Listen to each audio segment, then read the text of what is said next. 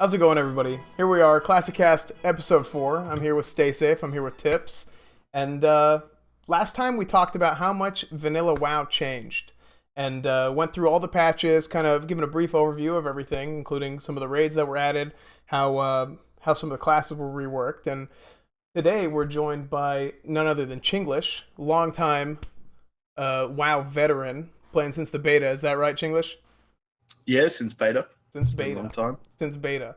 And what we want to talk about is raid design.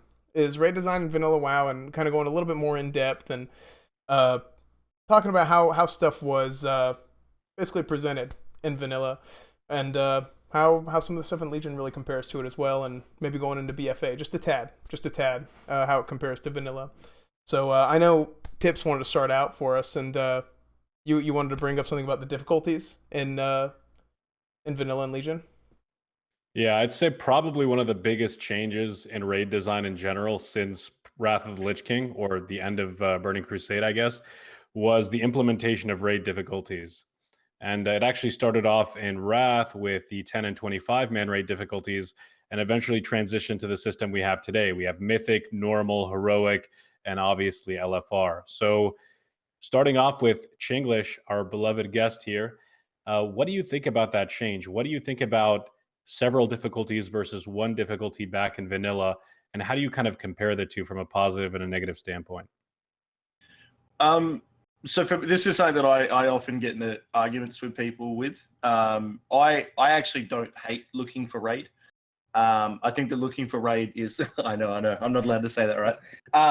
The reason why I think 4 difficulties is too much. I think we should have 3. So I think there should be some sort of like normal / heroic rolled into 1.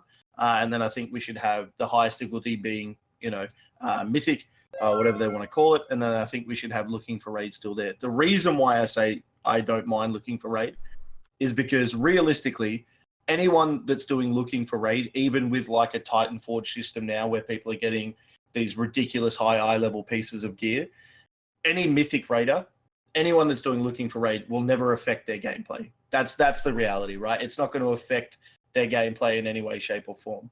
And the reason why I don't hate looking for raid is I've got friends now who have been playing the game since I've been playing the game, and I'm very fortunate where I stream full time, so I can play the game whenever I want. I have friends that now have, we started playing the game 12, 13 years ago. They now have families and they have kids, multiple children. You know what I mean? They have a wife, they have a full-time job, and they still want to enjoy the game, right? And they still want to try and raid, but they simply just don't have time. The normal default answer is just do normal. They should just do normal. That's the default for a lot of people. They don't have time. They have kids. They have a career. They have all these things. So I don't mind looking for raid being in the game because anyone that's doing looking for raid doesn't affect my gameplay. Even if they get some crazy piece of gear from it, it still doesn't affect me in any way, shape, or form. And I think it's fair for people to have this aspect of the game to do looking for raid. That's my opinion. Do you think it diminishes the experience at all, as far as like just seeing the content? Because I know I recently did a video, and it was actually a clip from a stream I chopped up where I was talking about LFR, and one of the things that I really don't like about it is the fact that now I haven't mythic rated, but outside of just having the knowledge and just kind of growing as a player, I really don't have I don't have a big drive to see it other than that, because I've done LFR, and again I understand the mechanics are different, and it is more difficult, and you have that there's something about like, oh, I did it on a harder difficulty, and you have bragging rights essentially. But as far as actually like physically seeing the content, like I've seen all the raids pretty much, like I've physically seen it, and I don't know, that's Yeah, something that I feel like kind of diminishes it, but I don't know how you guys feel. I think a lot of people's motivation to raid is just to see the content, like to see this epic lore character, to see Illidan in Black Temple, or to see, Argus and whatever in Antorus, right? I think that giving people access to see these characters or kill them in a version where they're essentially target dummies does sort of diminish that impact and like the sense of awe that you get in the game, right? I mean, yeah, I mean, I agree, but not to gang up on Chinglish, you know. Um, well, I mean, what I'm most interested in, I guess, is what is the problem that you think LFR solved, Chinglish, back in the day? And do you think that problem still exists today? I know a lot of people have been calling for the removal of LFR. To be honest, myself included, I'm not going to lie. But Mhm. you brought up a very interesting point about people that just don't have time to play the content. Mhm. Is that who you think LFR was targeted for? And is that still the audience it's targeted for? Absolutely. Like that's I was just before we move on to that question, that's what I wanted to say real quick is I think that going back to sort of it doesn't affect a mythic or normal raider because that's the reality, right? That if you do looking for raid, that doesn't mean you've done mythic. The difficulty levels are Right. completely different, right? Like vastly different. And I don't think anyone that's doing looking for raid is doing looking for raid and going like, I'm a hardcore raider. I've done looking for raid full clear. So if the answer was or the question was, do we get rid of looking for raid and these people that have supported the game and supported World of Warcraft over the last 10 years can't do the content anymore, or we leave looking for raid and they can still do it? If that was the question, for me, I say leave it in. Because there's going to be people there that there's so many factors that people don't think about. What if someone simply lost an arm, right? And they literally don't have the capacity to play the game to the extent that they want to, right? Say they want to be a mythic raider, but they have one finger out of 10. You know what I mean? So they can click one finger, that's it, right? And they want to see the content. They love the game. They enjoy the game. And they literally don't have the capacity to be a mythic raider for whatever reason. And I'm sure that someone in the comments will be like, well, I've got 2 fingers and I mythic raid. It's going to happen. But I think that looking for raid is helpful for people like that, right? Whether it be time, whether it be the capacity, they just can't do it. And it doesn't take away from me being a mythic raider. You know what I mean? I'm never going to do looking for raid and be like, well, I've done the content now. So I like the opportunity being there for people to see it. I know a lot of people disagree with that. But again, I think 4 difficulties is too much. I would much rather see 3 with a version for people to do that, some sort of normal / heroic, and then the harder one. So. Right. Do you think... you go ahead, sorry. I'm sorry. Do you think since the introduction of the LFG tool or the updated LFG tool and also normal mode or flex mode as it used to be called, do you think that kind of not destroys, but it kind of makes LFR a little bit obsolete? Because for me, I always thought LFR was introduced into the game to get people in groups faster. And at the same time, as an easier mode from the standard normal mode that was back in the day. But now that we have an easy mode that's a little bit less difficult than normal mode or heroic mode as it's called now, and at the same time we have this LFG tool that allows you to group up quicker, not the raid finder tool, the LFG tool, I kind of feel like it just no longer has a place. I don't know. What do you think? Do I think that looking for group on normal doesn't have a place? That LFR doesn't have a place because of the normal mode as well as the looking for group tool that's been implemented. Well, not really. I think that people are still going to do that, right? Because people are still actively making groups. If you log on right now, there'll be people trying to make groups with the looking for group tool. I literally used it on stream yesterday. I was trying to do arena, and there wasn't anyone in my chat that wanted to do arena because everyone was just sort of waiting around for PvE. And yeah, I joined a group off there. So I think that people still use that tool. Yeah, I think people use it. You know what I mean? Whether I agree with it or not, I think people still actively use it. Right. I guess my question was, I think I asked in a really poor way, but do you think that tool invalidates LFR? Do you think LFR still has a place in the game because of that tool? Doesn't that tool make it easier to get into normal mode raiding? But that's the thing, though. Normal. The jump between looking for raid and normal is quite big, right? Mm-hmm. So whether it goes back to that time thing, because if it takes you, because realistically, anyone that's playing the game right now, say you try to do your arena cap at literally 0 rated, all right? Or say you try to do a normal at this point in the expansion, for you to do a normal, you have to have 950 eye level, which is 30 eye levels above what's dropping. You have to have the achievement that you've already full cleared the boss. You have to have all these things, right? So if someone's jumping into normal and they haven't already full cleared the raid, which makes no sense in the first place, right? If people don't have this insane eye level, there's so many people queuing up that have big eye levels, so they're just going to take them and then clear the raid fast, right? So I think with the looking for raid tool being there and the looking for group tool, if they didn't have both, it would make it extremely unfair because, again, I think it would go back to people not having the time to make a normal run, not have the time to try and get into a normal run, and then you'd have this situation where people really want to do it, but they just can't get in. right? So I think it helps both of them being there, even though I think it does take away a lot of the game of what we used to have, right? I agree with that, but I think that it's sort of a necessity now for people that really want to play the game but maybe can't. So do you think it's mostly people queuing LFR that just don't have a time or some sort of, physical, maybe they're missing an arm, like you said, or do you think it's people that actually they need that easier step, like it's a progression stepping stone for them, like they're not comfortable going into normal until they've done all of LFR? Which do you think is like it's more appealing to? I think some people just enjoy looking for raid. To be honest, I think some people just probably enjoy just doing looking for raid. They don't want to have to deal with, I've done looking for raid and I've, half-assed it because that's usually when you like browse the internet while you're doing looking for raid. You know what I mean? You just like set up your Razer Naga to auto click for you and you just browse the internet. And I've seen people go off on people in looking for raid. I've seen tanks get kicked for messing up one mechanic in looking for raid. And that's literally the time when you're meant to learn the raid. It's the lowest difficulty you can get, and people are going to try and learn it. And I've seen tanks get kicked for messing up one mechanic on one pull. So I think that it's people just want to either do looking at raid because they enjoy it, but I think that there's also a lot of people that would, yes, use it as a stepping stone, right? They do looking for raid for a while, and maybe they go, okay, I feel fairly confident. I'm going to try and find a normal guild. Maybe that goes on to heroic, maybe that goes on to mythic. So let me ask you this. I mean, do you think it's good for WoW as a whole for people to be experiencing the like story-wise, like the coolest, most badass characters in WoW to go into these dungeons and kill them, or these raids and kill them, while also being able to AFK, half AFK and read the internet and use their Naga macros, right? Yeah, it's good for WoW as a whole.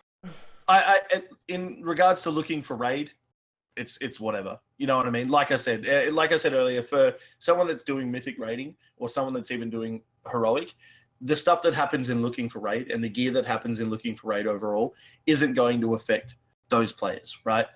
If someone just jumps into looking for raid and half-ass it, and look, I'm guilty of that. I'd be lying if I said that I wasn't. It's if I see someone doing really, really well in looking for raid and the boss doesn't die, it's whatever. You know what I mean? So I don't think it's a huge deal, because it just goes back to that point where I don't think the stuff that happens in looking for raid is affecting anyone that really wants to raid and really wants to push those sort of achievements to get the bosses down. Yeah, I mean, I feel you. If I queue an LFR, I'm also half AFK, to be totally honest, because I know we can clear it all while I'm half AFK. It's not a big deal. But I do feel like if I clear this content in LFR, even though it's the easiest difficulty, I feel like I have less motivation to do it on a harder difficulty because I've already seen it. And maybe that's just my own complacent mentality. I don't know, but I feel like a lot of people act and behave the same way. But I think that comes down to a personal problem, though. For me, right? And it's the same, sure. Goes back to the same thing of me. I haven't killed the last two bosses on Mythic, right? We got like 100 pulls in, and I ended up going to Korea and Japan, so I couldn't commit to the last two bosses, so I stepped back. And this will sort of segue into something completely different, but the reason why I didn't really want and care, and this is the first time it's happened in the last 13 years about killing the last two bosses, is I don't like the way a lot of the mechanics are working now with the higher end bosses in raids. And that had nothing to do with looking for raid being in the game, and had nothing to do with me already clearing the content on normal and heroic and looking for raid and all those types of things. It was down to I didn't like how the mechanics worked. And that was on me. That had nothing to do with the game itself, and that's never happened in 13 years. So right, yeah, and I know just one of the things in, and it was a big part of their raid design philosophy back in vanilla was, and Jeff Kaplan said this at BlizzCon in 2005, but the fact that having unbeaten content out there just makes the world feel larger, right? In the sense that, okay, what was it? I think Oro in vanilla was the longest boss that went without being killed, and it was something like 86 days. I might be a little bit wrong on that, or a little bit off on that rather. But I mean, that was Oro and AQ40. But when stuff like that happens, right? Whenever it takes that long for somebody to kill a boss or to get a full clear or something like that, I really do think it starts to separate the more elite players from the average players, and really like the lower end of players too.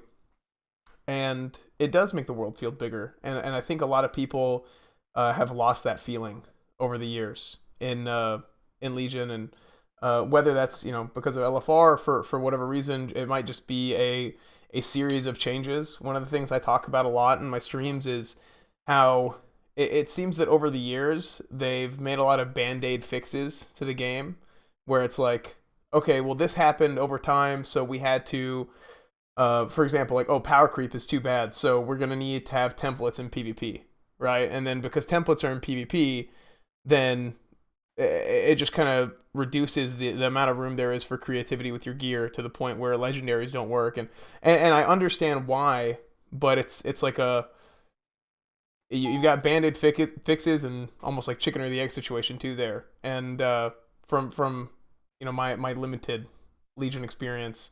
Hello. Hello. Hello. But yeah, I'm I'm feeling a lot of that personally. And my phone is apparently very friendly about it. But I don't know. That's just one of the things that I feel was very good about vanilla. Just having that one difficulty, like you either do it or you can't. I do see what you're saying about the LFR, and while I do feel the way I do about it, I do think you bring up some really good points about like somebody maybe physically has a handicap and might not be able to do mythic whatever, or even if they have wife and kids or husband and kids or however their lives have changed over the course of 13 years. Yeah, it's been 13 years. That's the point I always try and make to people, right? Like, people need to understand how much, because again, the default answer for a lot of people is if they don't have the time, then stuff them. You know what I mean? Then they shouldn't be raiding. But people got to understand there's been people that have been supporting this game for 13 years. And 13 years, your life can change in a huge way, right? Let's say majority of the player base back then, we all came from like Dark Age Camelot and those types of games and everything like that, right?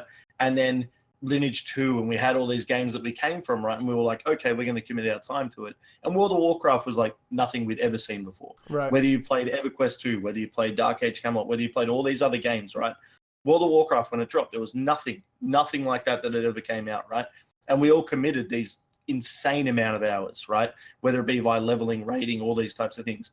And I personally, for me, I think it's unfair to say to that guy, that girl, that person, whatever, that started playing that back then, and maybe they've subscribed for the last 13 years, and maybe now they just simply do not have the time. I don't think it's fair to just say, stuff that person. If they can't raid because they don't have the time, then they shouldn't see the content. Yeah. That, for me, it feels unfair.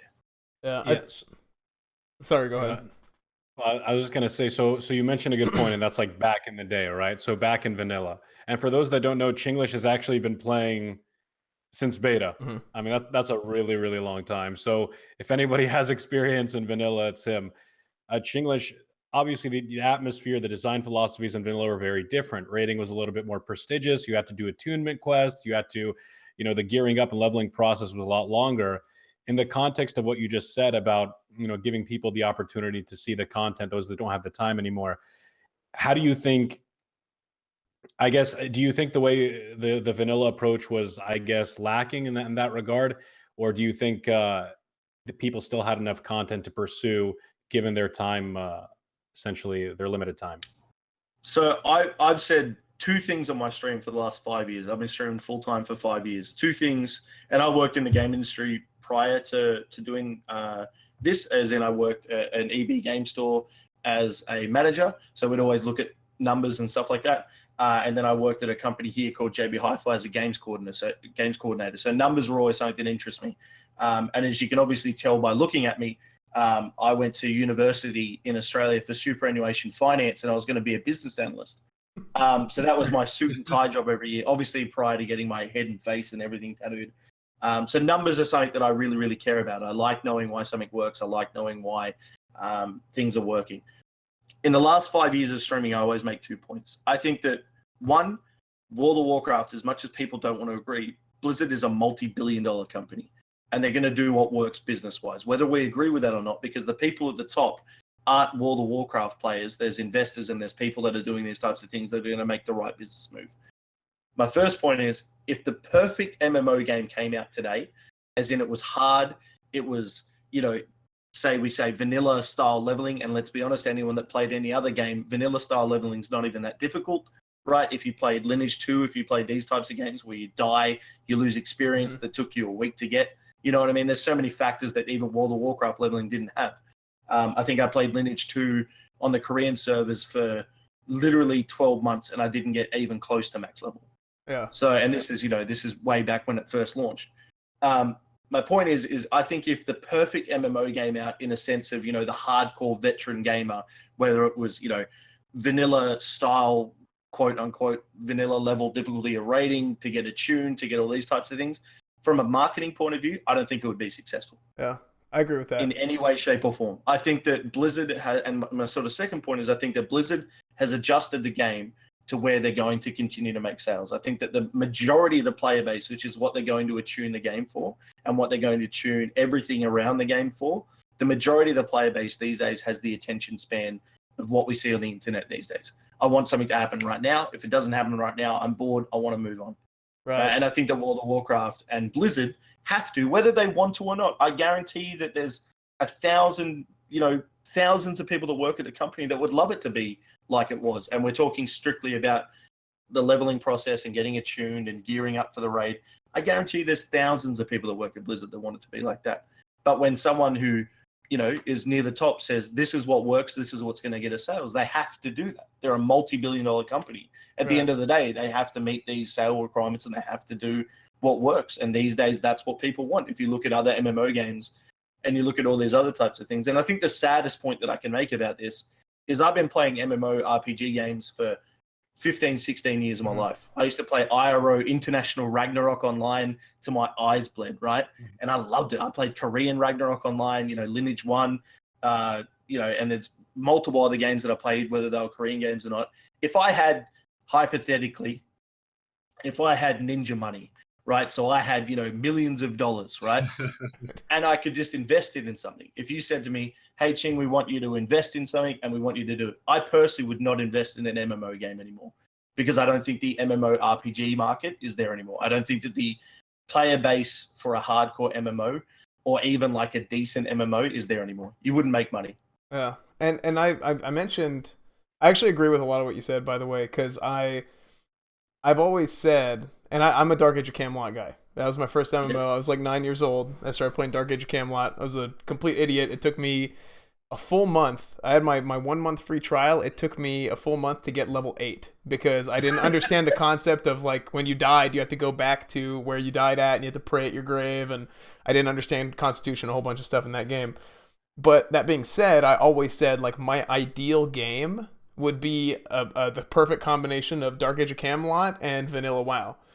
But I don't know if that ideal game would sell today. I just don't know, which is unfortunate. But I do think that with them bringing back Classic, I think Classic is going to be absolutely huge, and it gives them an opportunity to have their, here's Legion or here's BFA, it'll be BFA then, live WoW servers that are, this is our, a highly optimized, like this is good for business, this is the suit and tie version of WoW, and then we've got like our gritty blue collar WoW that's available now with Classic, and this will be for the people that don't want to play that, or there's going to be a lot of people who play both, and I might be one of those people, but if I do that, it'll mostly be playing arenas probably in BFA. That's just me personally, and there's going to be people who just play one, or there's going to be some people playing neither. Believe it or not, there are people who don't play WoW, so I think heretics all of them. Right?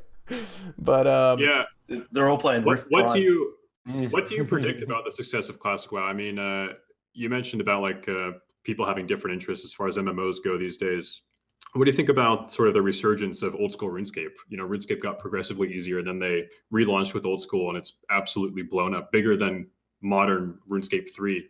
The old school version is even bigger than the current version these days. I think that old school RuneScape's a bit of a weird one though, because you got to keep in mind that they got bought out. I think it's by Tencent. Tencent are the people that pretty much straight up bought League of Legends. Mm-hmm. They're like, we want this game, we're going to buy it. And Tencent pretty much own everything in the world. They're like a Chinese mining company, and they pretty much just invest in games. And I'm fairly sure they're the ones that bought out RuneScape. So there was a lot of marketing that was done very, very differently after that point. So they sort of bought it out and they said, here's literally millions and millions of dollars of different ways that we can sort of advertise RuneScape to come back. With vanilla WoW, I think that it's going to go whoop, and we're going to get a huge spike, and there's going to be heaps of people that are playing it, and then I think it's progressively going to drop off. That's pure numbers wise. This isn't about gameplay. This isn't about anything to do with the game. I think numbers wise and from a marketing point of view, I think that it's going to have a huge spike, and I think that it is one of those things where streamers and YouTubers are really going to help. I think it's definitely one of those things where people are going to like come back to it because of that. And I think that it's going to have this huge spike in people, and then I think it'll sort of, stay active for a while, and then I think it will progressively drop off, because I think that there's going to be X amount of groups that get up to Nax and maybe clear Nax, and I think we'll slowly start to see it drop off, because I think it's going to be one of those things where it's like there's going to be a lot of people that are like, okay, we cleared Nax, we got rank 14, what do we do now? It's and then interesting. people are going to be like, sorry, what were you saying? No, go ahead. I was just going to say, it's interesting you say that, because that's actually kind of the path that OSRS took. It exploded off of the get-go, and then it slowly started to decline until Jagex decided to pull or essentially develop new content for the game. Do you think Blizzard would take that route? Can you see them developing a patch 1.13 or possibly go into TBC? Is that something that's on the horizon if Classic does well? I think they're going to have to go into the Burning Crusade eventually, right? Like I don't think that they're going to launch vanilla. And I at BlizzCon, the most recent BlizzCon, I was there with the guy that gave me an NPC in the game. So he's like lead sort of designer on a lot of stuff in WoW, and he was pretty much saying that they hired a completely new team for it. So it's like they literally have an entire staff just for the vanilla thing. So they are putting a lot of resources into it. Look, I've said this on stream a few times, and a lot of people think that I'm against vanilla servers because of the way that I word this, and it's really not. I signed a petition, I promoted it, so does my boy, and I was like, we should really get behind this, it'll be cool. But I personally hope, as someone that played vanilla, they put vanilla servers out just like it was in the last patch, right? Exactly. What people have been asking for, they do not touch it. They do not change anything. They put it exactly the way it is, right? And every bug and every shit thing that was in there, don't know if I can swear, sorry, but everything that was bad, right, I hope they leave it. And then I just want to watch the forums of people that are like, this is broken. I got one shot by an enhancement shaman. And every staff member of Blizzard just has a default little emoji of them going, ah, and that's all they respond to everyone, right? So I hope they really do. I hope they just put it back in exactly the way it was, with all the bugs, with everything, right? And they don't change anything, which is what, to be fair, majority of the community's been asking for, right? Don't you dare touch our vanilla. Don't you dare change anything. And I hope they do. But then I hope people realize that this is what you've been asking for as well. Yeah. Right? And I would love to see it. And again, I would just love a little default response of just Blizzard staff just throwing up fingers at people. Give them the double like, deuce. you asked for it, here it is, so Yeah. I would love to see that. I know one of the things that's I think tips, that's what tips wants. Stay safe wants more 1.1. To me, I could go either way. I might lean a little bit more 1.12 just because that's what I know a little bit better. But I'm assuming you're saying 1.12 with having like progressive content, right? Like with the raids being released on a schedule, on a patch cycle. Was that to me? Yeah. Or was that to tip? No, sorry. Okay. I would love to see them released on a schedule. Like, Right. I would love to see that, right? And then finishing at exactly the same last patch as we finished up with, right? Right. I would love to see it sort of progress through again, exactly the same timeline that we did in vanilla. I think that would be awesome. But then I don't want them to go past that point, right? Because then what do we do from there? We go to BC, and then we do the same thing, and then we go to Wrath, and then we do what? So Right. it's sort of like, if vanilla is what they're going to do, let's do vanilla. But I also think, again, it goes back to the question that Stay Safe had, and I think it's going to be a huge spike, and I think it's going to stay there for a while, and then I think it'll drop down.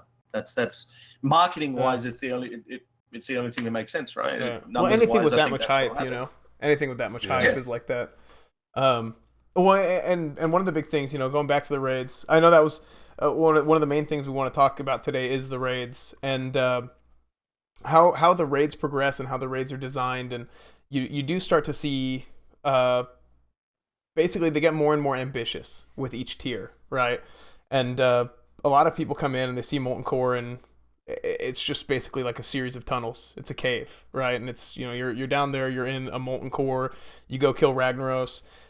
There's actually, I don't want to get too much into it. I'll be honest. I don't want to misspeak, right? And I don't want to mislead anybody. But there's actually quite a bit of lore that goes into each one of these dungeons, and Molten Core has some very interesting lore to it about like who Magmadar is, why is Lucifron in Magmadar, and why are all the bosses positioned exactly where they are, and why is the Molten Core shaped the way it is.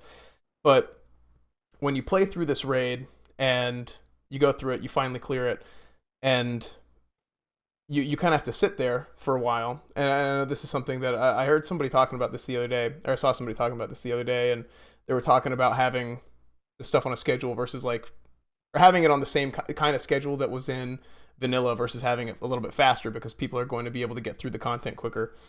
One of the things that plays into the game, it's not just about completing the content, but it's completing the content and then having to get the gear drops and preparing yourself, having ample time to prepare yourself for the next tier of content.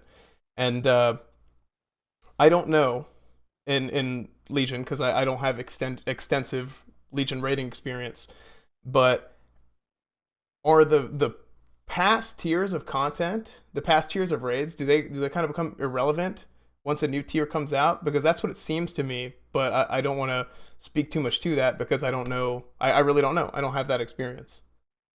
To an extent, like, but again, it's very, very different, right? It's very different the way that, say, if you're talking about the sort of 5% of the player base that's like a hardcore raider, where that would really matter to. I think it's a very unfair comparison to talk about vanilla compared to that these days, because let's be honest, when Molten Core dropped, you didn't have 7 groups within your guild doing 7 clears of Molten Core funneling gear to people per day, right? And that's the difference, right?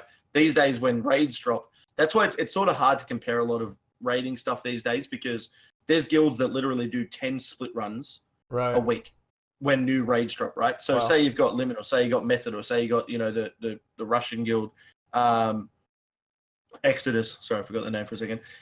When these new raids drop, they have literally, like, say between 5 to 12 split runs of doing the same raid every single day, raiding 8, 12, 15 hours a day, funneling gear to players. So yes, some of the old gear becomes irrelevant when the new raids come out, but I think it's also, you got to keep that factor in that there was no guild back in the day was doing 12 Molten Core runs a week with different raid groups. Everyone had 7 alts ready to go with max gear already that they could possibly get ready to be raid ready, attuned on 7 characters, and then running Molten Core 15 hours a day. That just simply wasn't happening.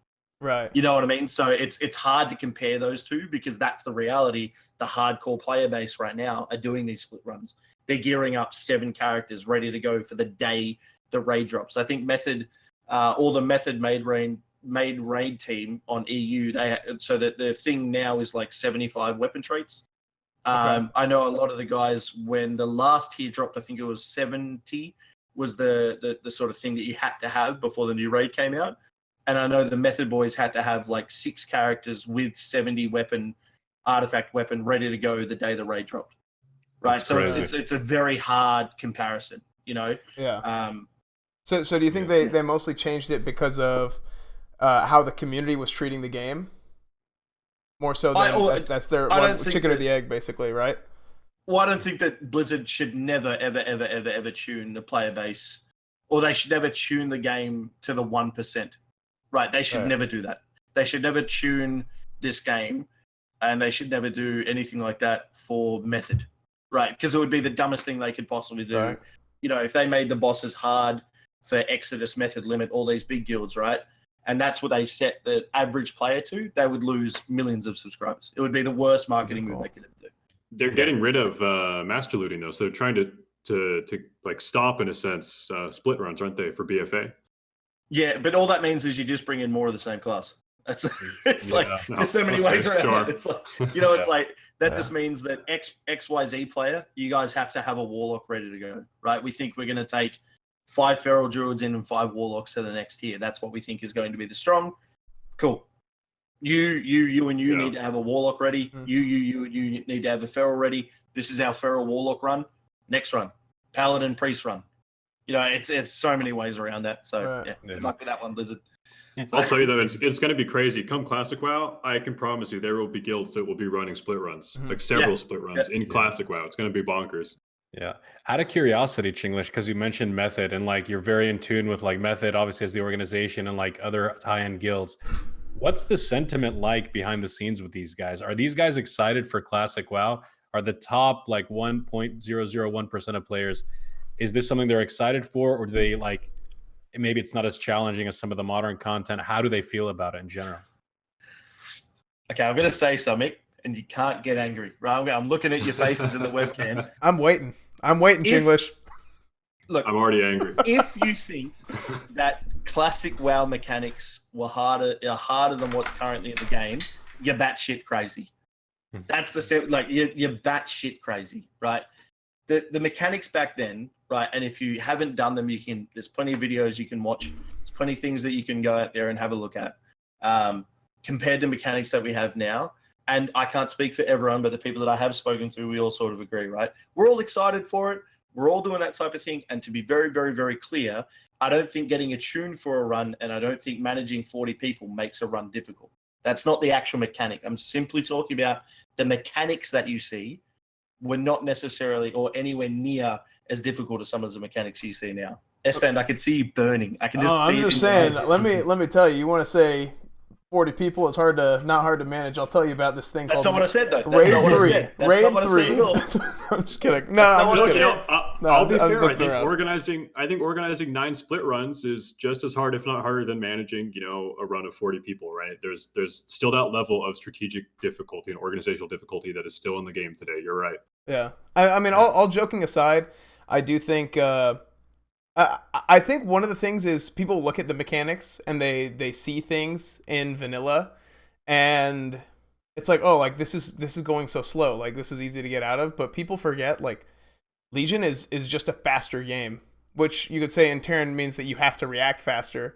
But Paladins didn't have stuff like Divine Steed, and I swear, I could be wrong about this, but I swear that my character runs faster now. Yeah, you're too busy auto attacking. That's why. Yeah, that might be why. Might be why. Hey, I judge. Look, judge, and I recast like I my said- seal. There's a lot. Like I said, there's a very big difference. I'm not talking about getting attuned. I'm not talking about managing 40 people. I'm not talking anything about. Yeah. I'm strictly talking about mechanics that are in the game, whether it be an individual mechanic or a group mechanic. I don't think you can compare old school mechanics to what we have in the game now.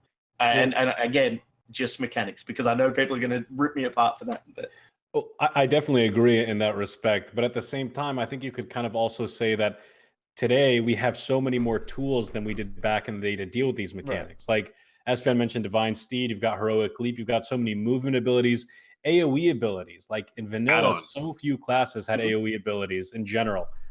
Like Whirlwind only hit 4 targets, and it cost a ridiculous amount of rage, and you had to stance for it. Now every class has a spam AoE, multiple spam AoEs, multiple movement abilities, and like Stacey mentioned, add-ons too. It's so hard to compare the two because it's like a completely different era, and you can't really like equate what an AoE ability like does to difficulty. It's really hard to like calculate it. My thing would be this, right? My thing in regards to that is I think that if we all look back 13 years ago, and I think that this is a fair thing to say, majority of us, even if you cleared the content back then, I was rank 14 on my warrior, on my paladin and my warrior. We cleared AQ 40 on my paladin, and on my warrior we got up to 4 horsemen. We never got past 4 horsemen, right? I sucked at the game back then. I sucked, dude. I didn't click. I clicked 1 to 9 with my fingers, right? So 1 to 9. I didn't have any keybinds. I probably keyboard turned, everything like that, right? And I still got to rank 14, and we still cleared up to 4 horsemen. You know what I mean? I think that it's going to be very, very different now. Look, I'm not trying to say that it's going to be easier. I'm just trying to say that I think the mechanics are very, very different, right? And I think that when it comes to sort of having more abilities now and being more fast-paced and stuff like that, that's because the mechanics that we have in the game now, if you didn't have that, it would be impossible. Yeah. Right. Yeah, that's the difference. A lot of the mechanics and a lot of the things that are in the game, they put that in there. That's where if you look at Method and you look at Limit and Exodus and all these guys, if you look at their kills, they stack classes, right? a lot of the world first guilds have 5 rogues because they have Cloak of Shadows, right? So you can go out somewhere, take a mechanic, soak that mechanic with Cloak of Shadows, then get back into the raid and continue to do whatever you need to do, right? And that doesn't necessarily make it easier. It's just they're taking the right mechanics and they're taking the right classes to be able to stack those things. And again, that just boils down to that 1% of the player base that's going to be doing that. The average guild and the average person aren't going to be like, we need 7 rogues to get this mechanic done.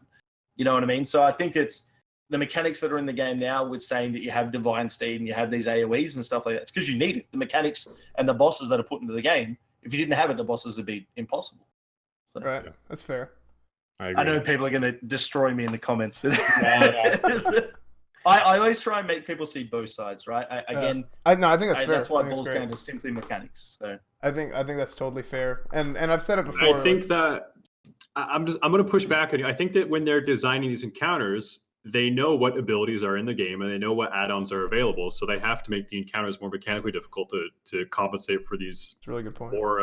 For these more abilities, for these more add-ons. You know, it's like a positive reinforcement cycle. You know, it just keeps perpetuating itself. Yeah, a snowball effect sort of deal. Yeah, but again, they can't tune the game for method having 5 rogues ready, right? They could never. Yeah. Again, it boils down to that sort of. Yeah. They can't tune the game around. They can't make boss designs around Limit, around Method, around Exodus, around these guilds, around that Chinese guild, Rising Star, I think they call. They couldn't make the bosses around that because that's not the average guild, and it will never be. And I think that would be a very poor decision by them. Even though I'm a part of Method, the org, you know what I mean? I want the guys to do well, and I want the game to be great for them as well. If Blizzard were to say, like, we're making a raid mechanic, or we're making this mechanic, or we're making this boss where it's designed specifically so classes like guilds can't stack and have, you know, all these 5 boomkins or 5 pallies ready to go, it would be the dumbest thing in the world because that's not the average guild. You know what I mean? They need to tune the game for the masses. So that's my 2 cents. I do think that's fair. I also think, like, whenever you're talking about vanilla, right? Whenever you're talking about vanilla and you're talking about difficulty and mechanics and all this stuff, I do agree that just because of how gaming has evolved and how players have evolved, there's the average player has just gotten better. Whether that's, you know, just in Legion and whatever game you're talking about, right? The average player has just gotten better. But just from my own personal experience, I feel like there's still circumstances that don't... It's not like just because the base is higher doesn't mean that base is quite there. Like just because the floor is higher on the skill cap, it doesn't mean that it's quite there to where the raids become trivialized.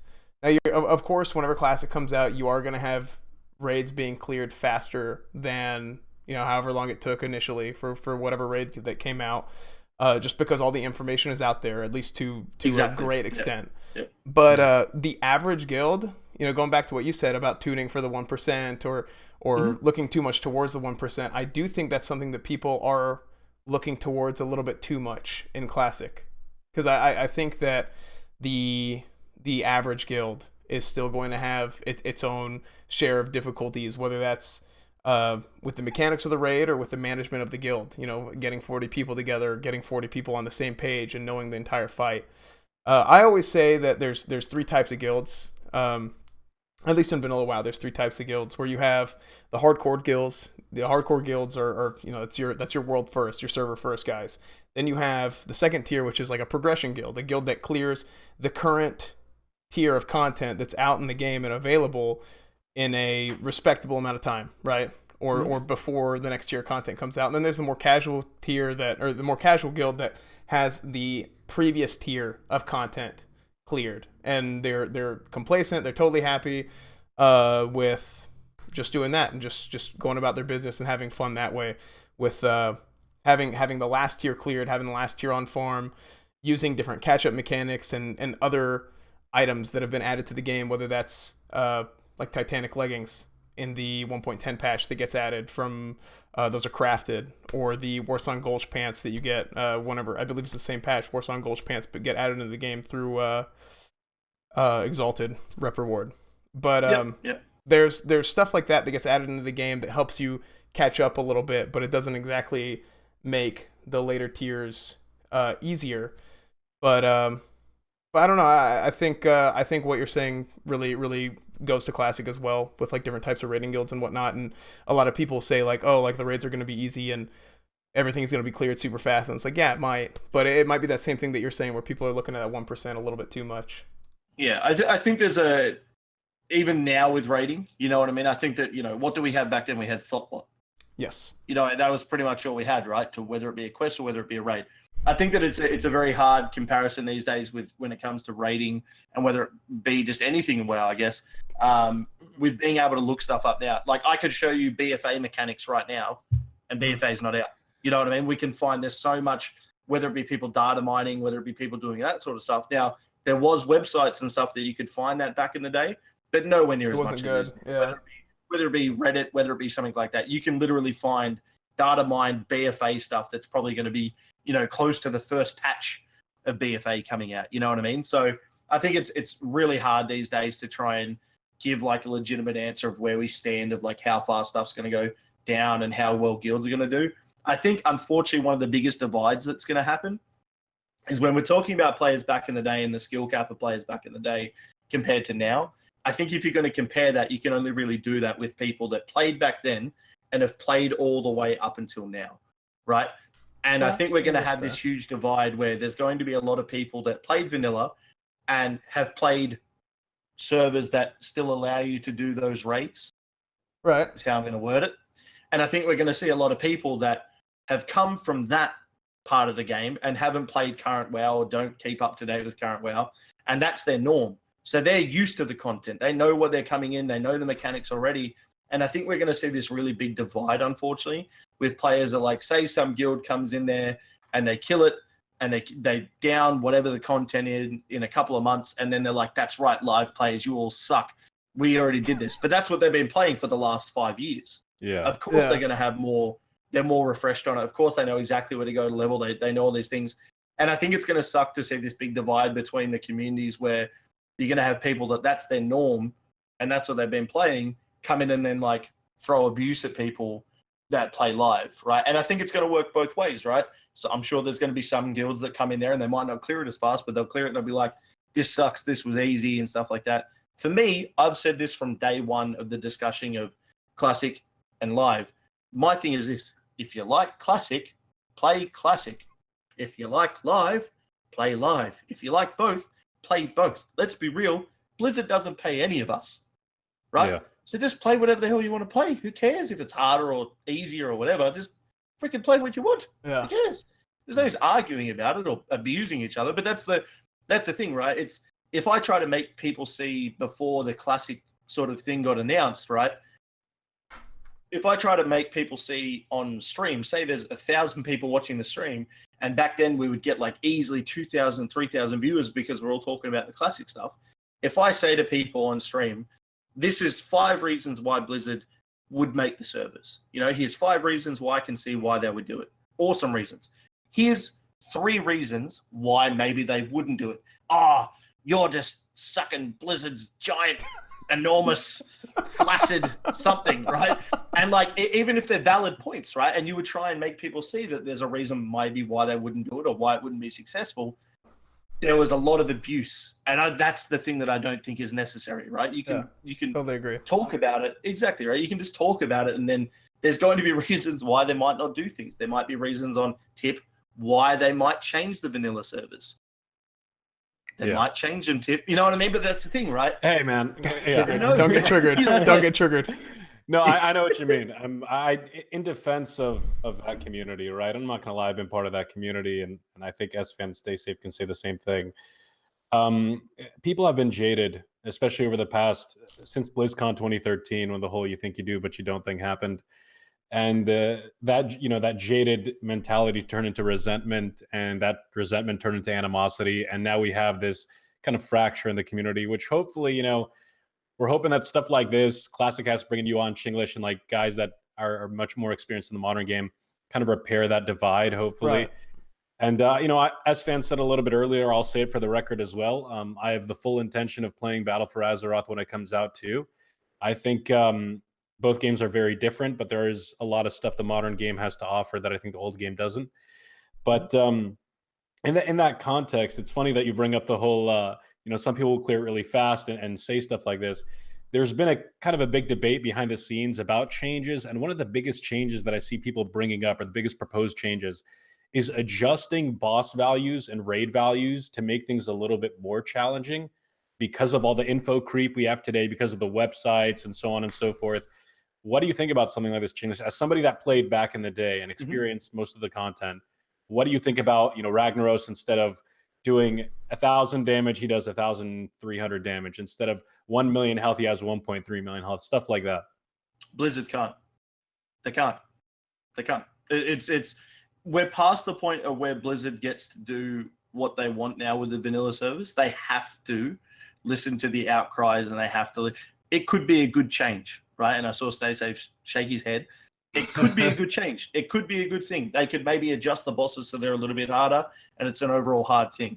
Blizzard is in a point now, I think, when it comes to the vanilla servers, where they cannot win. No matter what they do and however they release these servers, people are going to be angry. So if they release it exactly how it is, and then guilds come out and say, it was too easy, we've done this, it was too easy, Blizzard can then, again, go back to that emoji of them going, piss off, this is what you asked for, right? So I think that they have to drop it one for one. As much as I would love to maybe see it be a little bit harder, sure. I don't know, because I haven't been playing servers that allow you to play their Monka TOS. So, they, I haven't played those servers, so I don't know, right? But let's say hypothetically it is going to be fairly easy and the content is going to get cleared quite quickly. I don't think we're going to see that from the average player. Again, going back to the sort of the masses, if we're looking at the 1% of live right now, which is the method and stuff like that, I'm sure there's going to be the equivalent of the 1%, 2% on those servers, right? And they're going to come into it and they're going to clear it quite quickly. Blizzard can't attune the game and they can't make the game for those guys, even though I'm sure that there's going to be some of them that want the game to be made for them. They're going to be the ones that are like, we've been playing these servers for years now. They should attune the game to us. We want it. This is the way it is. They can't. They need to make the majority of the players happy. That's how they make money. And at the end of the day, they're a freaking company and they're not doing anything bad. They're doing these vanilla servers to make money. Right. That's what they have to do. Are we going to see a cash shop in vanilla? Just tell me right now, dude. Tell me right I don't now. think so. No, All right, thank God. Thank God. That'd be bad. That'd be a bad thing. I'd buy all the mounts. I love all the mounts. No. I think I think you bring up a really good point. Going back to what you said a little bit earlier about being able to have the discussion, and that's one of the things I like to joke and I meme it up a little bit, but in reality, I think it's very healthy to have those discussions, because if you're somebody who thinks a certain way, right? Like if I'm somebody who thinks that no, like I play a Ret Paladin, I don't think you should add Crusader Strike in the game, and I've given my reasons before. In my stream, what I do on my channel is like, hey, like people come in and they ask me, do you think this should be changed? Do you think that should be changed? And I say, no, I don't, and here's why. And I don't think it's healthy for anybody to go in and attack them and be like, no, you're not allowed to have an opinion. Right? Yeah. It's like, if you have an opinion, that's great. Here's my opinion and here's why. And then you try and present that to them, right? In a fair, respectable manner. I think having that dialogue and being able to able to articulate why these changes are bad, or why you don't want this, or why you do want this, is very, very important, because that's how you could potentially bring over someone onto your side of the fence, And even if you don't agree at the end of the day, it's not a problem, unless you're talking about something like, someone being like, I want to go and skin cats and turn them into hats. And you're like, well, maybe not a good idea, that one. Right? I don't know. Like if we're talking about WoW or something like that, it's like, we can have a discussion even if we don't agree on it. Cool. Awesome. Right. Absolutely. Yeah. Well, I don't know about you, but WoW is my life. Okay. So hey, it is for me too. Have you seen me try and stream something that's not WoW? No one watches. No one cares. Exactly. If WoW dies, I'm done. I know. Well, hey, speaking of other games, I do think that a lot of people, and you've talked about this again a little bit earlier too, talking about somebody who may have a little bit more recent vanilla experience versus like a method, or somebody coming in and competing when it comes to doing raids and whatnot, whether it's speed runs, whatever. I actually am of the thought that if you're a good player, if you're a good gamer, despite what people see on my streams when I play other games, when I play games other than WoW, people might disagree, but I think if you're a good gamer, you're gonna be good, right? And if you're good in Legion, you'll probably be good in vanilla. You might take a little bit of time to get adjusted and whatnot, learn the mechanics, learn the fights, learn the game, because there is a lot of nuance to vanilla that isn't just laid out for you straight up outright. And whereas I think Legion has a lot of stuff like that. But anyway, that's besides the point. I think that the method players, I think that the higher end, the 1% of Legion players are going to be very good in Classic. Oh, absolutely. Yeah. Absolutely. I think like anyone that's a decent player now will be a decent player in vanilla. I don't think we're going to see like For sure. because there's more buttons or anything on their bars or anything like that, or the rotation's a little bit different. It's simply just learning your rotation. There's not a big thing. Just say they put a patch in tomorrow and they added 20 new buttons to every single class in the game. It's just about learning the new rotation. It sort of goes down to the whole, I know this is a different subject, but the whole numbers thing in WoW, where you got inflated numbers and people either hate it or they love it, right? And whether your character hits for 1,000 damage or whether your character hits for Diablo numbers and it's hitting for 100 million, the reality is that doesn't change the game at all, right? For like someone that just cares about raiding and killing bosses, that means absolutely nothing. Because say you hit for 10 and your average DPS that you want on a patchwork style fight, the average DPS is 10k, right? If they inflate the numbers, that just means that the average DPS is now 100k. It literally changes nothing mechanically with the numbers being changed, right? And that's an argument that people get into all the time on stream. And I'm like, you realize that it literally changes nothing. It just changes the average of what your DPS should be. Yeah. But yeah, and then people argue back and forth about how the numbers should be inflated, numbers should be low, and all that sort of stuff. So. Yeah, I know I'm one of the people that's critical of like the high numbers personally, just because I feel like maybe I'm stupid, maybe my simple vanilla mind can't handle it, but when I see numbers that big, I just can't register them fast enough. And as I've played more Legion, I've gotten a little bit more used to it, but even still, like. I don't know. I just can't register those numbers as quickly. Is it because you can't understand the numbers because you're a rep paladin? You don't see high numbers very often. Yeah, I think that's probably it. I'm gonna be honest. That's probably it. I'll never forget. Completely off topic. I'll never forget there was a dude in vanilla, and he made a PvP video with the trinket that drops from I think AQ trash. It drops a meteor. Yeah, I think you're talking about the Durnos video, spell damage paladin. Yeah. Oh, dude, that was great. I'll never forget that video. He's hitting for like 2.5, 3k with that meteor trick. I was like, what?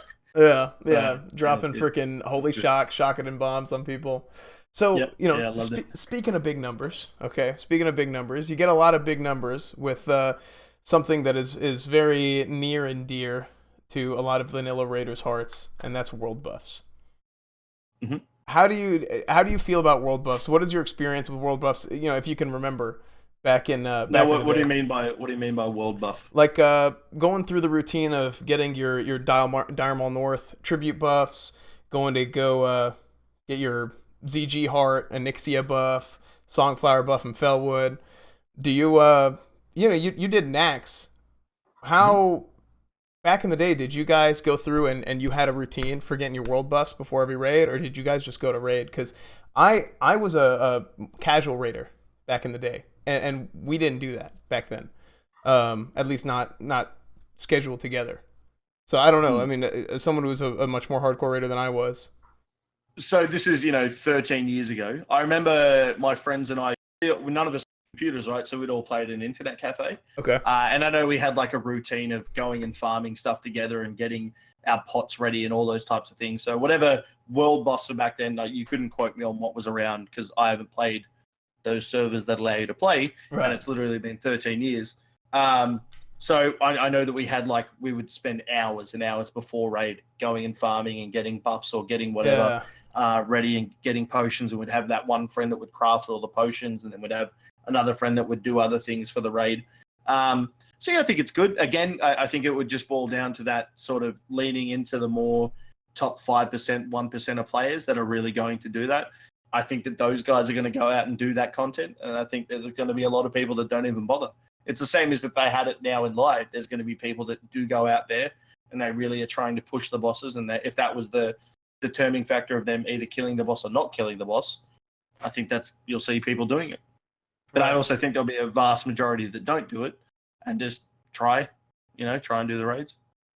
Yeah, I think you're right. Definitely, only like the top gamers are going to be getting, their world buffs in the proper order to min max keep them up during their raid encounters, stuff like that. Yeah, definitely. On those forums in elitistjerks.com every day, trying to work out what's going on. Exactly. Got to get those mafias in order. You know what I mean? All those classic vanilla mafias, world boss orders, stuff like that. I'm curious, Chinglish, and sorry, I had to dip for a second. It was an emergency, but I'm curious, as somebody that's done it all, so to speak, or like really like done almost, you said every single raid tier of every single raid in the game since vanilla, right? Yep. What's like, is there anything that still keeps you excited? And if there is, especially in the context of Classic, what is the thing you're most excited for in Classic? You've already gotten rank 14. You've gotten to the majority of Nax. What's the thing where you're like, all right, when Classic launches, I'm doing this. This is my goal. I think for me, like I really want to push rank 14 again. But I will say this, and again, it's probably going to push a few people's buttons. Rank 14 wasn't a skill. It was time. And that's simply what it was, right? Like, my brother and I, we both played on my account from rank 13 to 14 because I was working as a chef apprentice, so I was working 90 hours a week. And then we simply didn't have the time to get rank 13 to 14. So he had to log on when I logged off. And if we got one dishonorable kill, that ruined the entire week. You know what I mean? Like, you were like, no, but you just log off for that week and then try again next week. But yeah, that's probably the one thing that I'll really want to try and do. But again, and I think that anyone that ever got rank 14 will agree that it wasn't necessarily a skill thing. You didn't have to be some, every key bound, like every key was key bound. You had macros and all this type of stuff. You just had to be able to play a lot and then use your time effective to get honor, and that was the thing. So I know there's like all these crazy ways of getting honor now that people have like come up with, like all these like ways of having pre-made groups that go in and like do one certain BG, and I was told by people that there's a crazy way to do it now. You stack your brackets and stuff like that. Yeah, you can min-max it, but you're right. It is mostly just a time thing. 100%. Stay Safe has a really good video on that, actually. A really good video about like how the honor brackets and stuff work. It's like really in depth. It's very intricate, the honor process. But yeah, I think I actually remember back in the day, I had a friend who, and most people who got rank 14 that I know did this. They would take shifts, like you said. Like you'd have like three people taking like 8-hour shifts on an account every single day, and then it's like, okay, this guy got rank 14, and it was the next guy's turn, and then over and over and over again. So Tip seems really unhappy about that. look at these account sharing criminals. That was just the game. That was just the game. You got to play by the rules. About my account, I was, I didn't exactly have the best upbringing or anything like that, so I didn't really have much money growing up. And just before BC dropped, and I've told this story to Blizzard to their face, and they didn't find it as funny as I did. Hypothetically, back in the day, there was a patch that came out, hypothetically, of course. Where you could buy rank 14 gear. I think it was the patch just before BC, where you could now buy the gear with honor. And that sort of ruined the stigma of being rank 14, right? Because it was sort of gone. But obviously BC was about to roll out, and so it didn't really matter anymore. Hypothetically, I got rid of my High Warlord account for about $1,500, and hypothetically, Blizzard didn't like that story. So, not as funny. Don't tell that story to Blizzard at Hate. So I mean, it is what it is, right? You got to do what you can. Yeah, it is. Yeah. I think I ended up paying like my bond at an apartment or something like that. So it sort of helped me IRL. So whatever. It's like they can judge me what you want. And then I went to selling Diablo 2 items. You know what's funny? Somebody offered me. I had totally forgotten about this. Somebody offered me. I think it was either $1,000 or $1,500 for my account right before Wrath of the Lich King dropped, and I quit. Maybe a month into Wrath or 2 weeks into Wrath, and I thought back on it. I was like, dude, I'm an idiot for not selling my account whenever I had the chance. But you know what it was? For me, the determining factor was, one, obviously that you could buy it with honor. So I still had my Paladin. So I've always played. Back in the day, I played on Spinebreaker, and then I always had my Paladin account because all my friends that we all played Diablo 2 together, and everyone was like, no, I'm not going to play WoW. And then one of our mates got baited, and we all sort of tested it. And then I was like, okay, I'm going to play WoW. And they're like, no, we're not going to play. So I made a paladin on Spinebreaker. Got to level 60. Pretty much when I hit 60, all my mates were like, we're going to play WoW. And I was like, okay. And they were like, we're going to play Horde on Spinebreaker. And I was like, okay. So I deleted my paladin. Oh Had to no. level again with all of them. And back then that was heartbreaking. So we then started again. I made a warrior. We got to level 60, but then I always wanted to play a paladin still. So I bought a second account, made a second account, and leveled again on Spinebreaker. So when I got rid of my warrior, I still had my paladin, so I wasn't like heartbroken. And the biggest factor, my character's name was TTQ. So TTQ.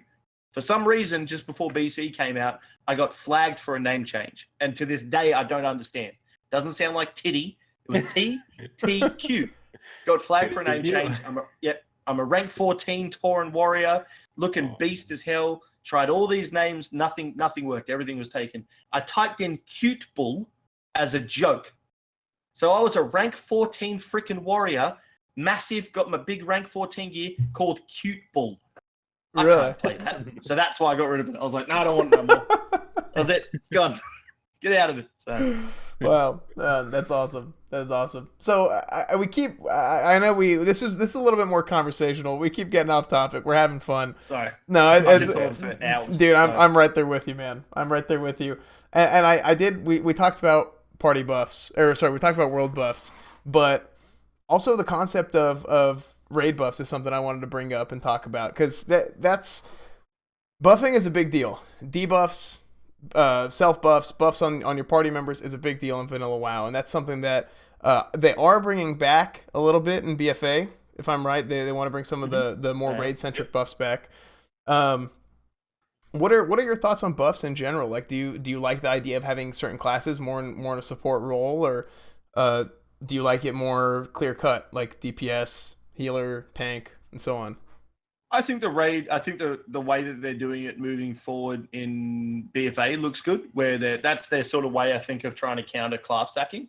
Because if you have more classes, then you got more diversity in the classes, then obviously it brings in different classes to get those different buffs. Back in the day, from memory, again, this is 13 years ago, wasn't there like paladins that would literally just cast buffs throughout the entire raid? See, I don't think that's really... Like, I don't necessarily... Speak for yourself, dude. Speak for yourself. It was amazing. It was the best time of my life. You can fit it in between your 5-minute paladin buffs.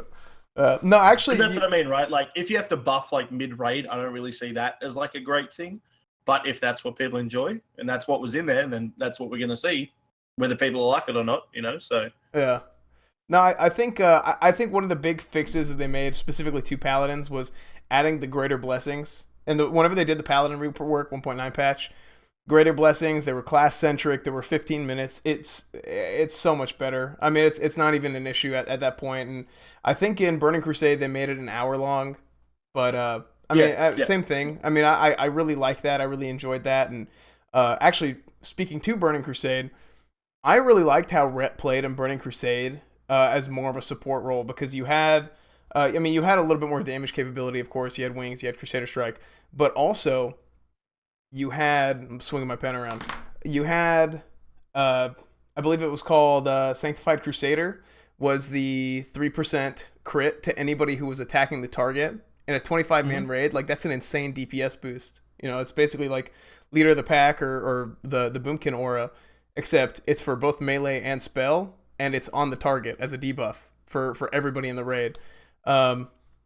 I personally, I really like that. I like the concept of support classes and buffing. And Tiff, Stacey, I don't know how you guys feel, if you guys want to talk about it a little bit. Yeah, I mean, in BFA, they're adding in these raid-wide buffs. I think that's a really good thing. I think Chinglish is right. It prevents class stacking to the extent that we've seen it in Legion. Yeah, I think that in vanilla, you had not raid-wide buffs, you had party-wide buffs. So that it was sort of like a jigsaw puzzle of assembling your perfect, in a 40-man raid, you have 8 5-man groups, assembling each perfect 5-man groups within your raid. So you had your melee group, your tank group, your healer group, your caster groups, and you were min-maxing them as much as you possibly could. I personally like that, and that's something I'm really excited for. But I get why they don't want to go that far in BFA, right? Yeah, because it is can be complex and take a lot of time. Yeah. Definitely. But like the interesting thing about BFA and like even Legion right now with 735, by the way, Chinglish, we've been doing Project 80 and honestly, we've loved it. I know you did a lot of the projects. I mean, you were one of the guys that started, right? Or am I? So Chance sort of jumps in for a couple of months or like a couple of weeks. I think the new one's called Project 2 Weeks because that's pretty much how he goes. He goes like Project 2 Weeks, then he's out again. I've actually done my own Project 60, 70, 80. I think we did 85 as well. But 85 has a lot of problems with like, if you lower the numbers, say you take like a 6-man group, you can't do a lot of the fights mechanically. So I've done numerous of my own projects. Usually gets like guild cap. We get 1,000 people, multiple runs going at the same time. It's great. I think we've done 60 Project 60 like 3 times. I think we've done 70 3 times. I think we've done 80 twice, and we just always call it never max level because obviously we never max level. So, yeah. Have you done that since the scaling changes? No. So I did the one with Soda and stuff like that. And then I was going to do Project 80 with the guys. They asked me to, but I was going to Korea and Japan. So right, I remember seeing that. I had to dip out. So yeah. I mean, it's tough, man. Like I did Nax back in the day, not in vanilla, in Wrath of the Lich King. And this, because of the scaling changes, it's more difficult now than it was back in early Wrath. Yeah.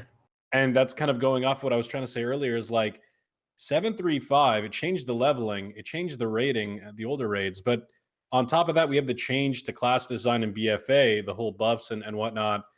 I don't know if it's just me, if it's just like selective reasoning, but I feel like I don't know. Is Ian Hazacosta's kind of, he wants to steer the ship kind of back in the other direction? Or like, let's say Classic does really well, hypothetically speaking. Is it possible that Blizzard starts to style some of their features in the live game off of what was available back in the day? I don't know. I mean, do you have any thoughts on that? I hope not, to be honest. So I don't know. Have any of you guys leveled to get Heritage Armor yet on thing? So I say it like this all the time on stream, right? Like I'm excited for vanilla servers. I can't wait. It's going to be a fun thing. I don't think people have this theory that they're going to launch BFA and they're going to launch vanilla at the same time. Of course they're not. That would be the dumbest move they could ever make, right? Yeah. So I imagine we'll probably see BFA for about 6 months and then we'll see vanilla launch, right? So let's say it's another year from now. I think that's sort of the timeline we're looking at, year and a half.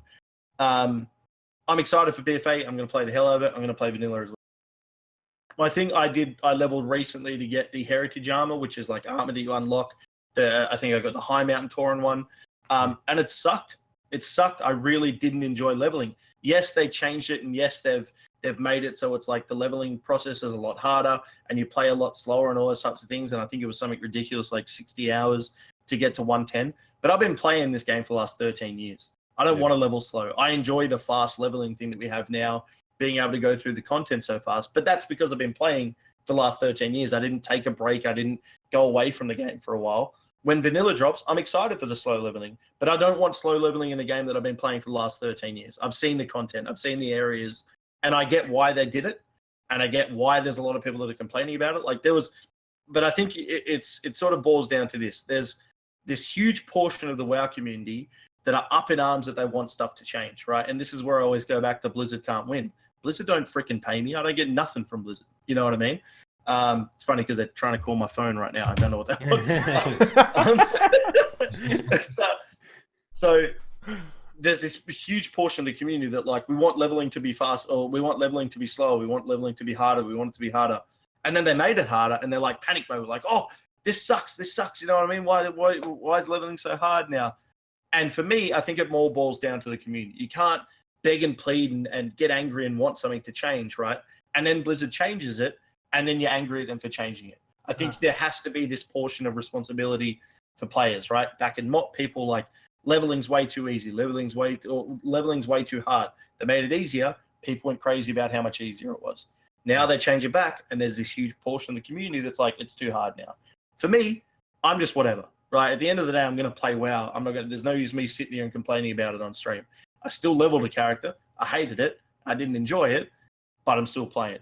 You know what I mean? That's the end of the day. I'm still going to end up playing it. So I would hope that they don't make it any harder on live servers. If they make it harder and back to what it was in vanilla, so be it. But with live, a lot of us have been playing it for a long time. You don't necessarily want it to be this 80-hour process again to have a new ult so it's raid ready. You know? Yeah. So. I kind of have I kind of have a contradictory opinion, or two contradictory opinions, where I've said it before. I do think the two games, whether it's classic or live, they are two different games at this point. The game has changed so much that it's very difficult to go back on certain things. Like, Can I just yeah, butt go in for ahead, one go sec ahead. though? Don't you think that's a good thing?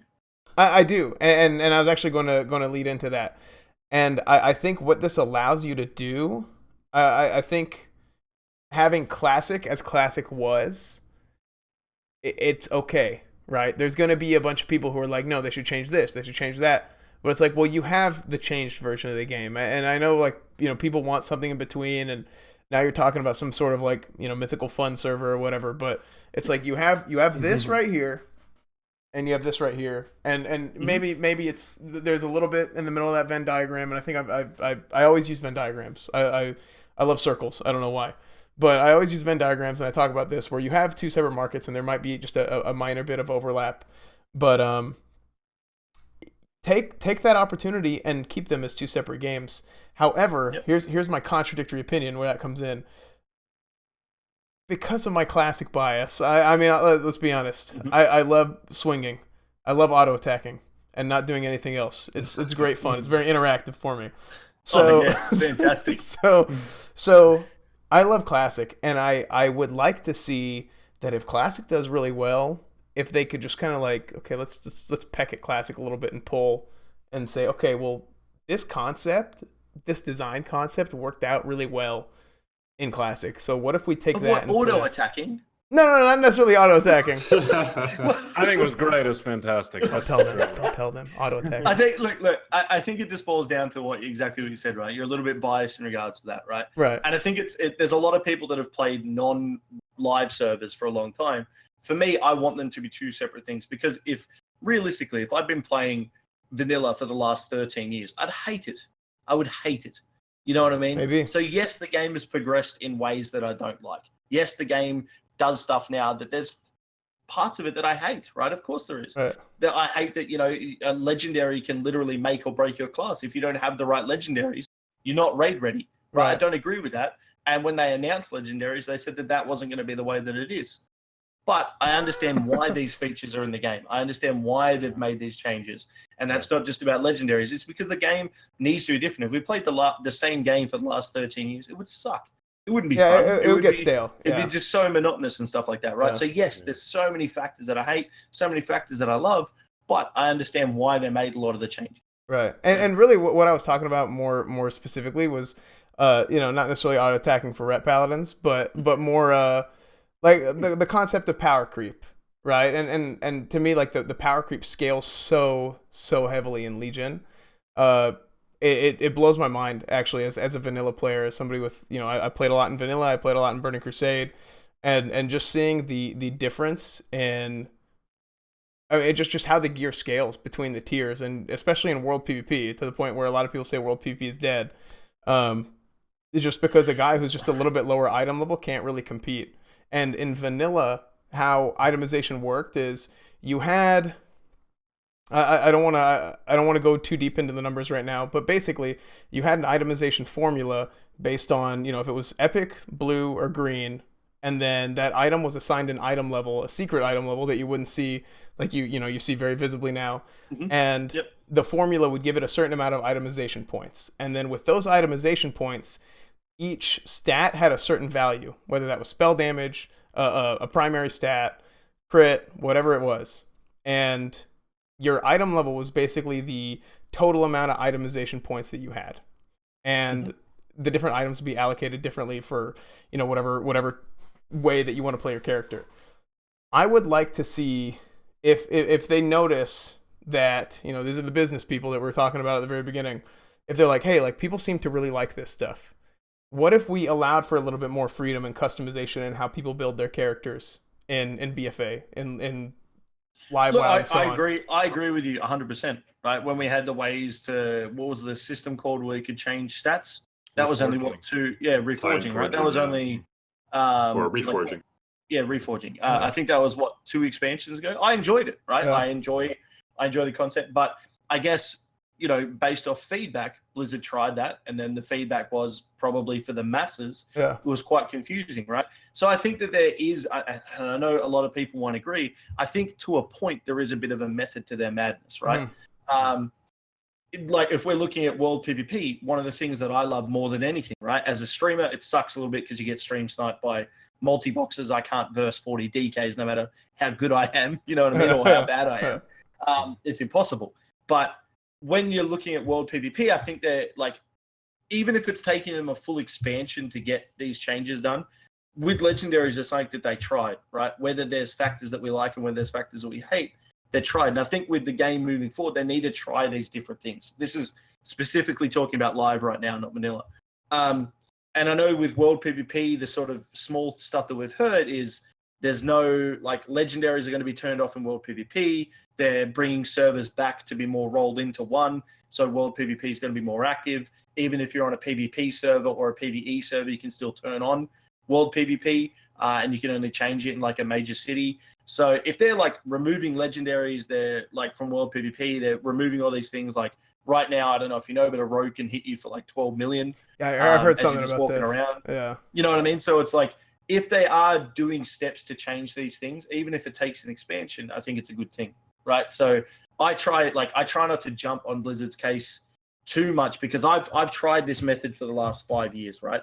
In 5 years of streaming, whether it be between having 1,000 viewers and let's say 2,500 viewers when you got a lot of the new stuff that comes up, or if there's like a good spicy topic to talk about, I've tried for 5 years to try and get between 1,000 and 2,500 people to agree on one thing that we'd like to change in the game, and everyone agree.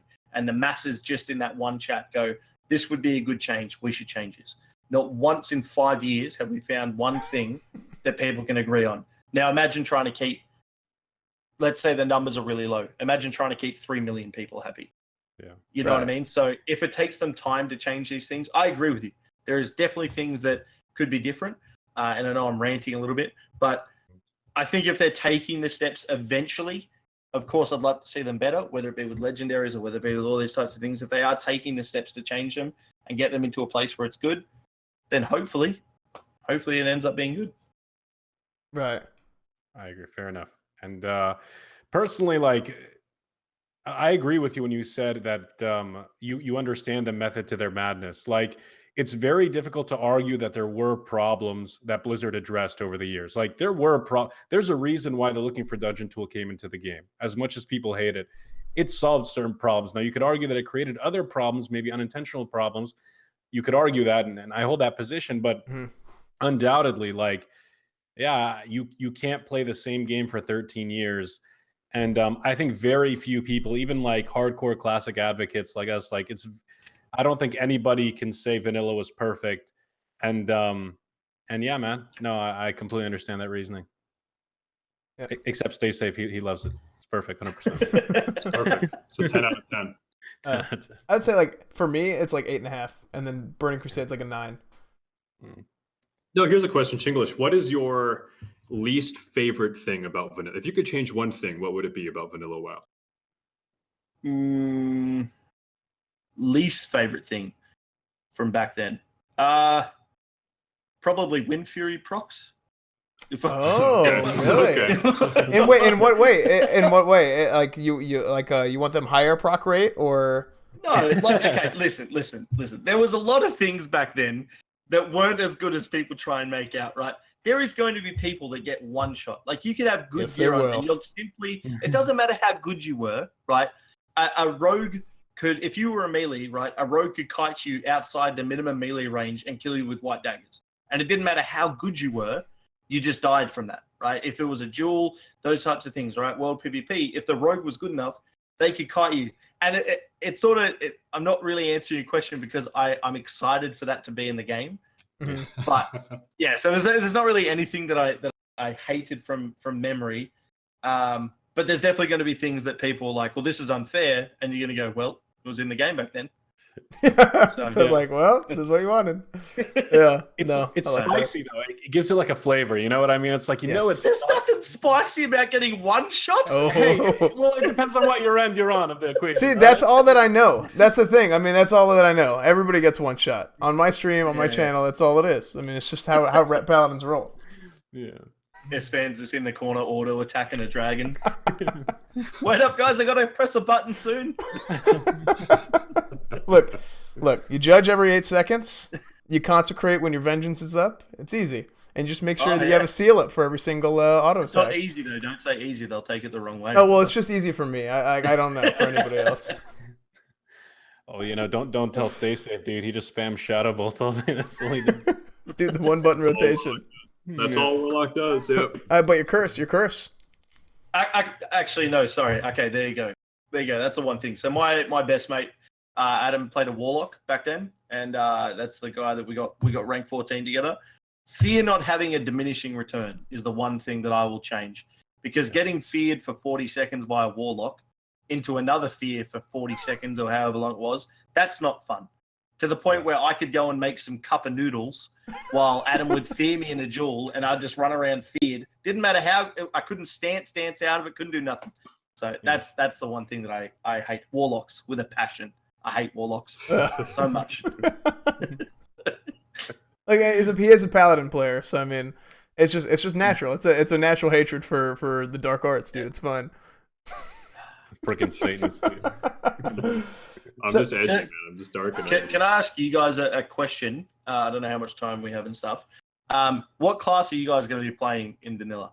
Or is it all pretty obvious ones? Warrior, for sure. Mhm. No negotiations. Absolutely. Oh, I can help you. I can help you with that negotiation. Convert me to the light, I dare you. No. Yeah, So paladin, paladin, of course. Yeah, of obviously, course, yeah. of course. And Warlock? Warlock, yeah. Well, okay. I'm actually thinking about playing the sleeper class for PvP. I think S Priests were very underrated back in the day. Thinking about Actually, playing Shadow Priests. Do you remember there was a post, this legendary thread on the forums, and I swear this is how I remember it. Somebody asked, "How are Shadow Priests in PvP?" And it was literally 1,000 posts straight of every single person saying Shadow Priest melt faces in PvP. Am I misremembering? Like, I don't know if I made this up or what, but I have a very vivid memory of this like legendary thread where it was exactly 1,000 posts and then they locked it. Maybe I don't know. That's just how I remember. But Shadow yeah. Priests were insane, but they were very underplayed on my server at least. Anyway, at high end like PvP, in a sense of like being close to rank 14 or rank 14, there was hardly any Shadow Priests. So Really? yeah, I sort of mind control people off some ledges. So Yeah. Warrior Alliance. I'm probably gonna go Horde Nice. because Alliance sucks. So No, I actually. you guys all play Alliance, don't you? Mhm. Mostly. All yeah. of you? How else would I play Gnome? Yeah, if I'm on the Horde. What are you talking about, dude? I played Horde back in vanilla for a while, but then like the last 6 months or so, like I converted, unfortunately. Well, I have to play Alliance because of the guild that I raid with. But yeah, I'm definitely Horde for life. There's a Horde thing there. Yeah, isn't that's there? it. Yeah, that's it. Yeah. Yeah. So, I think one of the interesting things with Shadow Priest, and this is a very similar situation for Ret Paladins, but there was only 8 debuff slots before the 1.7 patch, and that's kind of one of the it's a recurring topic of discussion. Do they come into the game with 16 debuff slots or 8 debuff slots, and then change it as like whenever the Zul'Gurub patch comes out, 1.7, make it with that patch, or do they make it 16 debuff slots and then they tune up the raids to account for having 16 debuff slots on the boss available? One of the arguments is I don't see why, or one of the arguments is that they don't see why they would add that and then go and change it later on. Like as far as like mechanical stuff like that, just leave it, release it how it is, like big decision stuff like that. Release it as it is and then play the game, and then they'll have content patches or whatever. But to me personally, I actually think the classic beta is it's a very important testing phase, right? I think it's an important testing phase because if that's something that they want to do, then they might need to tune the numbers a little bit, right? If the bosses are too squishy because of 16 debuff slots, that's something that they might do, or they might have to do. Otherwise, it just might make the content too easy or easier than intended. They've got to release on 8. They've got to release with 8 debuff slots and then bump it up to 16 when ZG comes out. And I think that might be the easiest solution, really, is to release it and then change it.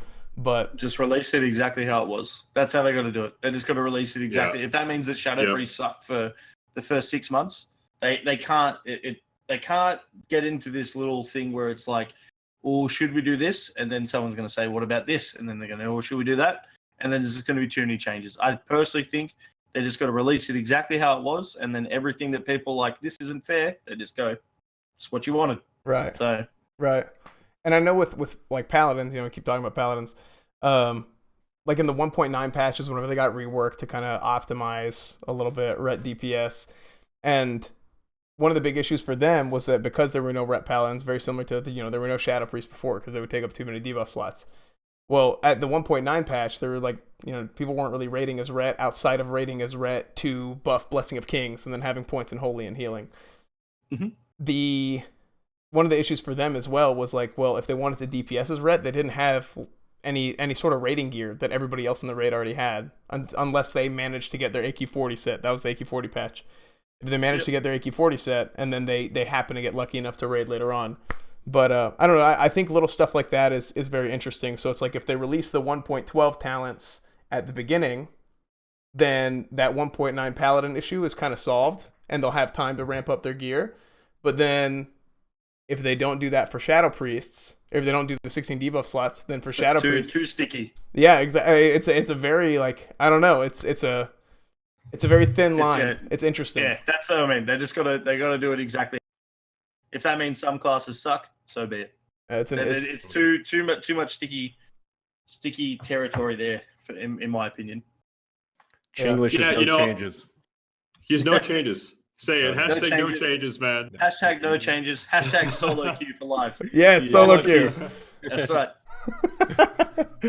Awesome. No, I'll say this. I think if you're looking forward to Classic because you think it's going to have perfect 1-to-1-to-1 class balance, I think you're an idiot. Yeah, that's not what you're going to get. Yeah. I mean, I would argue that was a pretty balanced patch. I like the 1.12 patch as far as balance goes, personally. But I feel like that might be a little bit separate discussion. So, yeah. We have been going for some time now. I think we covered a lot. Blizzard's tried to call me about 30 times, so I don't know what they want. Maybe I'm banned. Yeah, maybe. They don't want you talking to us, dude. Yeah. And I know you got to stream soon, so I think this is a good time to wrap it up. Excellent. Of course, as always, enjoy you guys being with us. We learned a lot today about some Mythic rating, about some Legion rating, and I hope you guys learned quite a bit about how some vanilla stuff compares. Of course, Chinglish, thank you for joining us. The Chinglish TV. You can check him out on stream on Twitch TV.